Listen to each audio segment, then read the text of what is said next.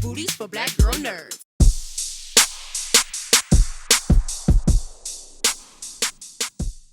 This is Jamie Broadnax from Black Girl Nerds over at Descano Gardens, here for Kingdom Planet of the Apes.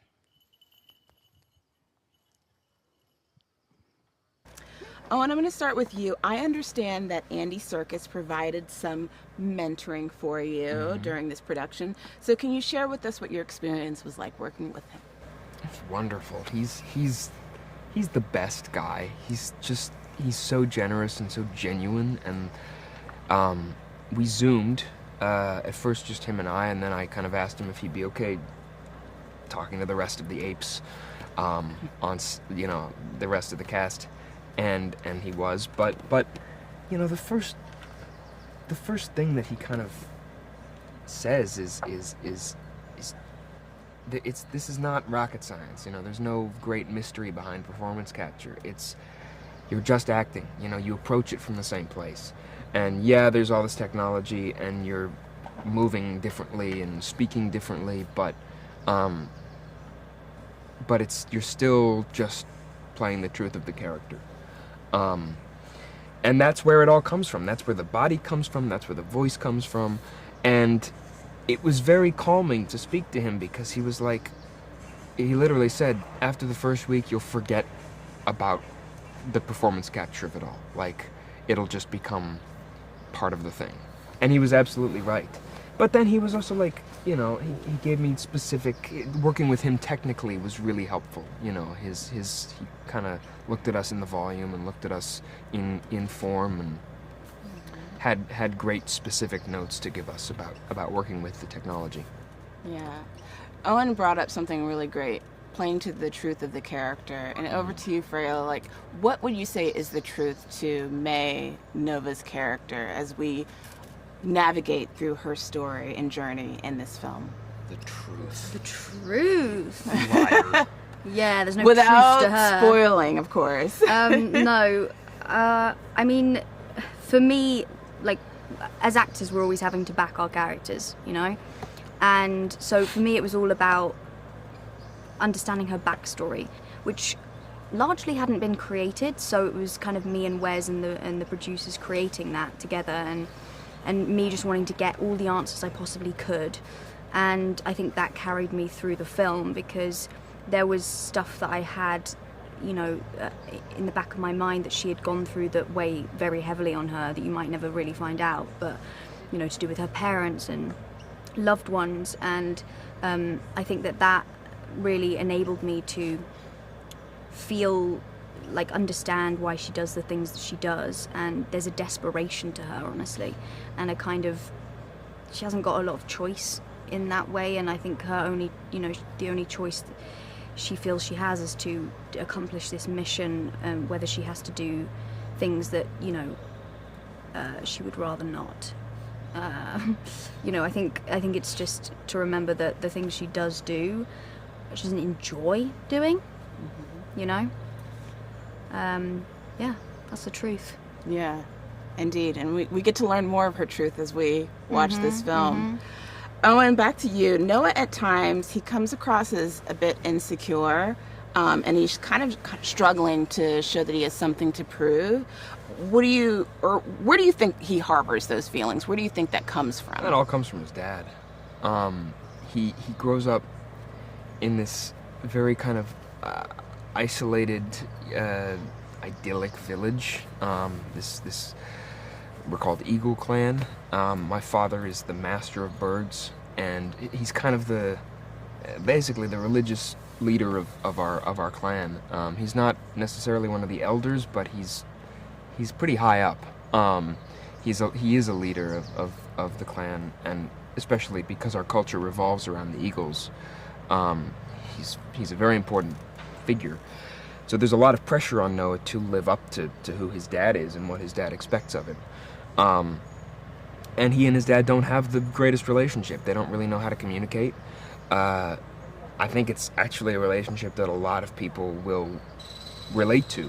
They don't hate each other, but they're not close. And anytime Noah speaks to his father, it leaves him feeling like he's not good enough.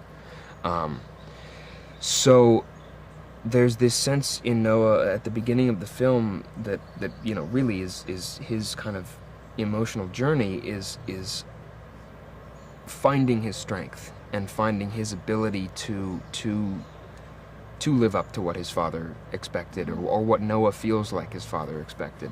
It's about what his father saw and thought of him, but it's really about how Noah views himself. Mm-hmm. So it's a very kind of it's a journey of Noah finding his own power.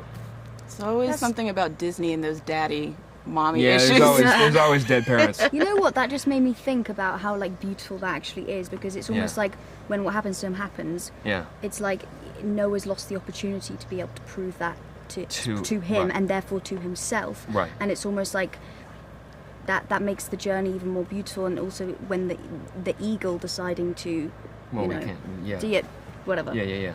No, but that is what it is. Yeah. He has to accept himself for who he is. He can't be told, that he's whatever. It's his own. Yeah, he has to, and you see in that moment that he does finally he's beginning to actually feel it and believe that. Yeah. There's so many layers to unpack for him exploring his identity, and through his family we see that, and we see how that plays in the film. Yeah. Freya, you're mostly doing these on-camera scenes that don't require CGI or mocap, as opposed to your counterparts that you're working with throughout this film. And you're working with these actors with these blue dots on their faces. So did that feel challenging for you at times as an actor, or did it not really impact your performance? That wasn't the problem. It was blissful when I got to have them in front of me. It was the fact that I had to do all my scenes without them. So I would do it with them, and then they'd be taken out, and I'd have to do the whole scene and remember exactly where all my eye lines were, all the beats, work with the camera as well. And so that was the challenge. It was great when they were in front of me. The dots were the least of my worries. It was when I had to be staring at some bush in the far distance and imagining it was you. And having to get all those technical marks whilst also keep the emotion, it was quite something. Yeah. Owen, is there a scene that still resonates with you or still sticks with you long after making this project? Yeah, I mean, so many of them. The scene, the scene where I find I wake up after the attack on Eagle Clan, and I see my dad and all that. That was I wouldn't say it was a hard scene to shoot, but it also was very it was just there. And that scene still affects me quite a bit, just seeing I feel like that place is my home, and seeing it destroyed like that is a bit hard to see. I don't know. I mean, I have to say, when you go like this and you're just curled, I broke my heart. Yeah, it really did. That's actually based on a real piece of footage that I saw in the Jane Goodall documentary, where there's a young chimpanzee who loses his mom, and he just, chimps in the wild, they don't really understand death.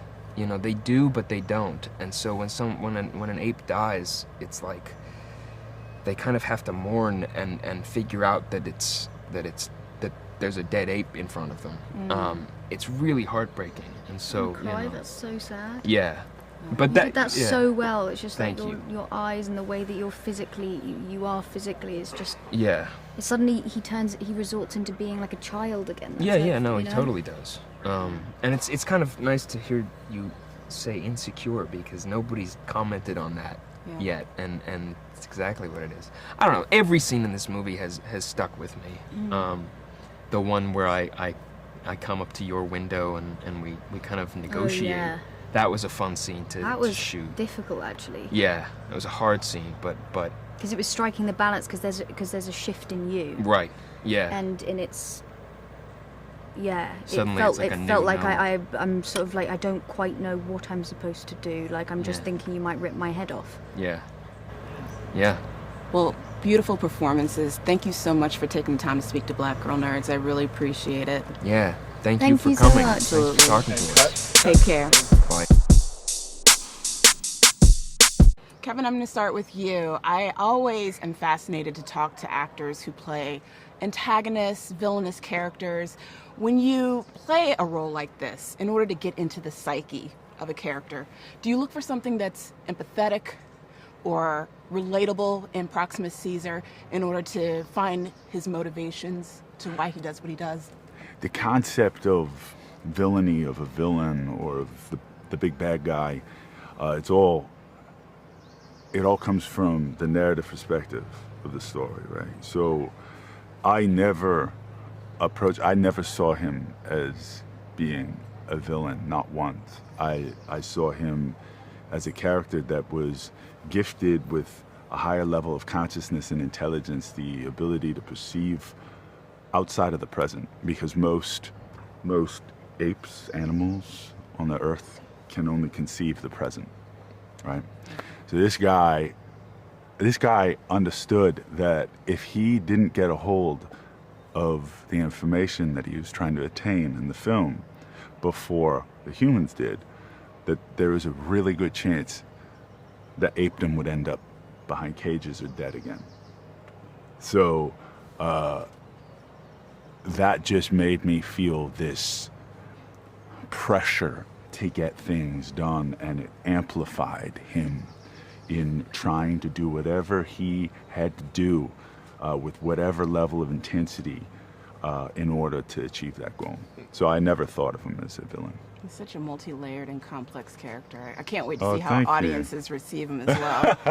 Thank you. Peter, over to you. I'm going to ask a more superficial question with regards to Raka, because he has like the best mane that I've seen, and his hair. His sweater's whipped. It's whipped. I love it. And what's fascinating is seeing in scenes with him next to Nova and seeing that contrast where he's got this very well-kept, manicured mane, and then she is, Raggedy. Ratchet. she's okay, let's keep it real. Raggedy. So what is it about his physique, his stoicness that is so different, and why is he that way? Why does he present himself that way, do you think? I think that's because he walks through the world with wonder and with joy. I think his equilibrium is, it's just on balance. You know what I mean? Because I think that he's curious about the world. He's a bit of an archaeologist. He talks to himself quite a bit because he's very solitary. Orangutans are very solitary. I just think his vibe is just like, you know what I mean? I like that he has like this, like the vest, like almost like giving it up to like, is it Dr. Zaius? You know what I mean? Like because that's what I was struck by in the '68 movie, like that the orangutan had he had the blonde leather coat and the turtleneck, and his dude was done. You know what I mean? So I just think that he has and orangutans, the economy of movement, because they use the very long arms and they move slowly but deliberate. Do you know what I mean? So I can grab here and just move here, and I can just be moving, and it's all efficient. And I just think that's just his vibe. I just think that he's not static. He's flow. And so that's a really interesting question. It's not actually that superficial. I think that's just a funny. Speaks to who he is. Yeah, I just think that his flow is his chi is really so a lot of hair out of place. And those tendrils were flowing. Yeah. Kevin, your voice is so prominent throughout these scenes. Was there any ADR that was used to kind of help add a little bit more to Proximus Cesar's moments? Yeah, it was all in the day. It was all created through this ape school, where I understood the parameters, the laws of what it is to be an ape, how to move like an ape, the biological, physiological differences between a bonobo and a human, and the trachea, the differences in the trachea. So when I was getting into the body, and around the 4th week, Allan asked me a question, and it just came out as Proximus. And in that moment, and that people keep saying, "Oh my God, stop doing that! You're going to hurt your voice." It doesn't hurt at all. It's coming from a really deep place within me, and my entire body vibrates when I say it. So, any ADR I did was because, you know, a bird was chirping over, and I just had to do it again. So I feel pretty good, like, cause I can feel it just sitting here. Like, dude, it's like your voice, the resonance is so incredible. I don't talk like that all the time. Like, when I just, sometimes I'm just sitting here listening to you answer a question, I'm like, I love his sound. His voice is so beautiful, rich. Yeah, so like I had to manufacture, you know, this voice that spoke to how he felt like he was under the gun to get things done before you humans tried to take power again. Yeah, indeed. Well, thank you so much for taking the time to speak to Black Girl Nerds. Thank you. Majestic performances. I really enjoyed this film. Thank you. Thank you. Thank you. So great. Wes, I love how there's so much attention to detail. Sure. When it comes to the facial expressions Yeah. of the apes.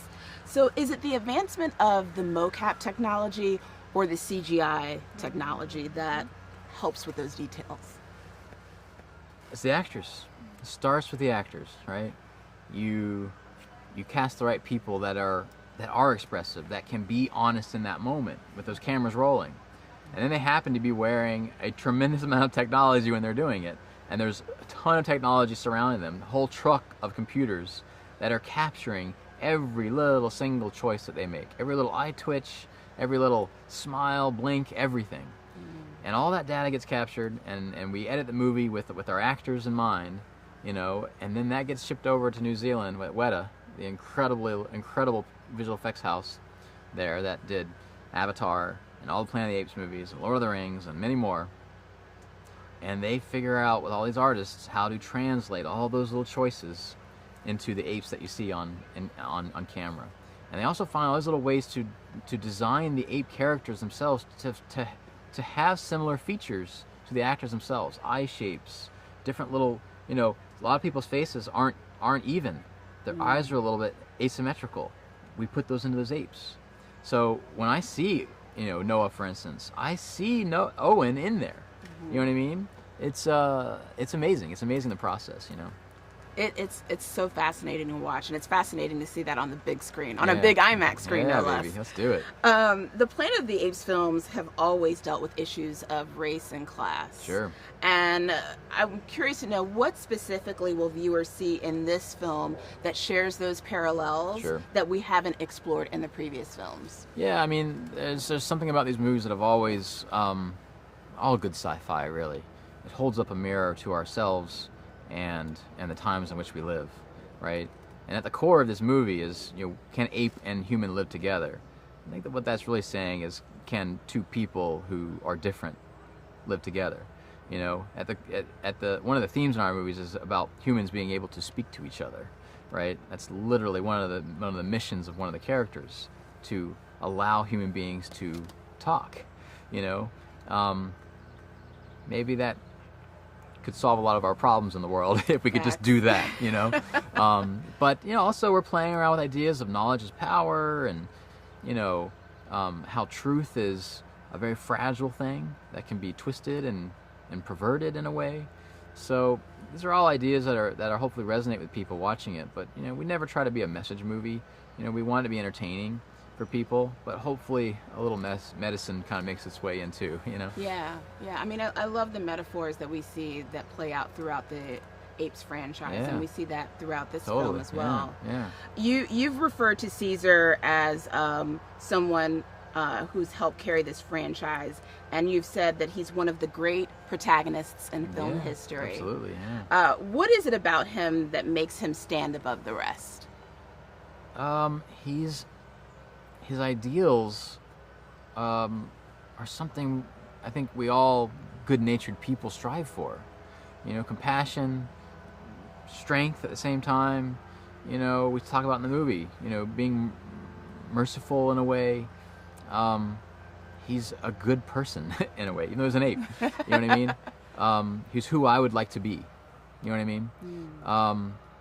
And so we try to do that in this movie. We try to do that with a new character named Noah, who's very much a young person who's still finding his way in the world. And he learns about Cesar and what he stood for. And I think tries to follow in his footsteps, you know, in a way. But yeah, you're right. He is a great model for all of us, I think, you know. I like how you referred to him as a person, because we see how these apes have taken on these very human-like traits, and we see that through Noah. We see ourselves in them. Yeah. That's what's so fascinating about it, right? Yeah. And I think that's even in the real world, right? If you really study and watch, which we have, obviously, all these apes, we are not that different. There's a real soul behind those eyes. When I remember going to a zoo once, and I know it's zoo, there's a whole thing about that on itself, which is its own thing, but there was an old woman that would come to this orangutan zone, and she would sit in front of the glass and every day read a children's book to an orangutan. And this orangutan, I have a picture of it too, I took, and this orangutan would just sit there and watch, just totally attentive to the stories as she flipped the pages. And it was like, you see ourselves in them. It's wild, you know what I mean? Yeah. So we're not that different, you know? Well, it's funny that you bring up the orangutan, because I talked to Peter about Raka, and I'm curious to know about this intention here, because Raka is very well kempt. His mane is just very well manicured, and there's these scenes that we see Raka next to Nova, and she's the complete opposite. Yeah. So was it intentional to have him look very well manicured, and his hygiene obviously looks like it's intact, and then her hygiene looks like it's just like, yes, I mean, not present? Raka takes great care, I would say. He's almost like a priest-like figure in a way, or at least the beginnings of one. But the thing about May is that she's been through some hell. Yeah. So there's no time for upkeep. She's trying to survive. She's a human in a world that does not belong. You know, it's the apes' planet now. It's their world. And so she needs them, I think, to continue on in her journey. And so this kind of unlikely companionship happens between this ape and human, you know. And yeah, it was fun to play around with those dynamics, you know. Yeah, indeed. One thing I also find fascinating is that as the apes evolve, the humans become less civilized, and there's a shift in the morality between the apes and the humans. Would you say that's a fair characterization of the trajectory of where this story is going? Well, ultimately, that's set by the 68 original, right? We saw a world that was turned upside down. Apes were the humans, essentially, and the humans, something had happened that they lost their ability to speak. They became primitive, right? So that's the reality of this world, right? And so that was established in War for the Planet of the Apes 2, when you see Woody Harrelson finally succumb to that virus, that he lost his ability to speak. That was their great, brilliant, I think, invention in the reboot of 2011, how a virus was the cause of this, the tables turning, right? And so we're just following along the trajectory of where this story ultimately has to go. The question will be, are the humans that maybe don't fit into that category, what will happen to them? What will they do to survive? What will they do to stay on top? How will they maybe try to bring the world back to the way it was, to its former glory? And what will they be willing to do to accomplish that? That's going to be where all the drama is, and all the conflict, and all the fun is, you know. Watching this on IMAX on the big screen, so impressive, was the sets. I mean, sure, yeah, absolutely incredible. Was there a lot of practical effects used to help build those sets, and what was that like, just doing that part? Yeah, I mean, it's hard to say it was a practical effects movie because there's so much CG in the movie, you know. But we did try to shoot out in real locations, you know. I think any visual effects artist would tell you that they prefer natural light. There's something that keeps you honest, you know. There's things that you can't plan for that you get for free out here, you know, in nature. So it makes it real for everybody, and that's our job, is to figure out how to immerse people in a world they believe is real, right? With that said, even though most of our sets were out in real locations, and you know, a lot of our stuff was shot out in the real world, there's a ton of VFX in all of them, and there's about 30 or 35 minutes of 100% full CG. Wow. So every tree, every piece of bark, every leaf blowing in the background is synthetic, is totally fake.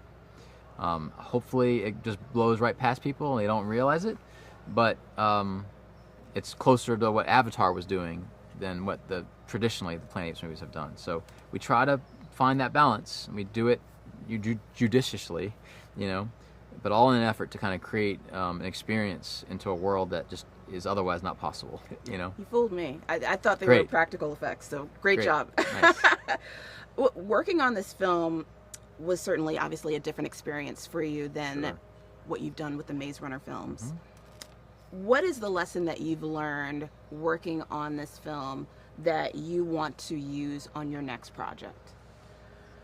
Oh gosh, I mean, I'm still digesting that, of course, but you learn something on every movie. Those Maze Runner movies were great practice for this movie. How to use a budget, how to stretch a budget, how to put the money on the screen, how to, just the craft of execution alone is its own thing. I work with a lot of really talented people, and you rely on them to contribute in their various kind of stages, and that's what we try to do. So I'll keep trying to do that. Put the money on the screen, trust the people around you, and try to be ambitious and make great stuff. Keep up the momentum with the ambition, because this was great. I really appreciate your time. Thank you for thank speaking you. Black Girl Nerd, and enjoyed this. I appreciate it. tour. Awesome. Thanks so much. All right, take care.